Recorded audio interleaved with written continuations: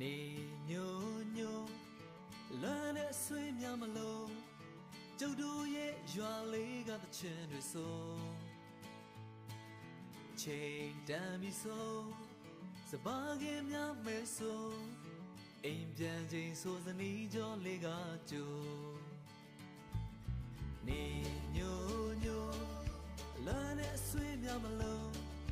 ကျုပ်တို့ရဲ့ရွာလေးကတချင်တွေဆိုချိန်တန်ပြီဆိုစပါးကင်များမဲဆိုအိမ်ပြန်ချိန်ဆိုစနီးကြောလေးကကြိုကျုပ်တို့ရဲ့ရွာလေး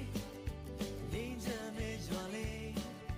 လာပါလာပါအားလုံးတို့ဖိတ်ခေါ်နေ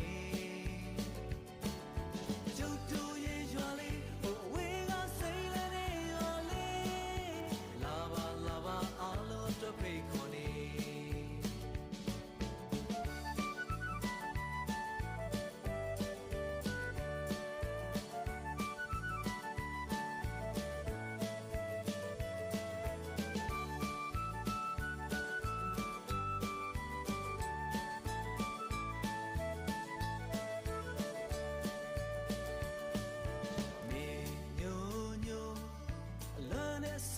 မလို့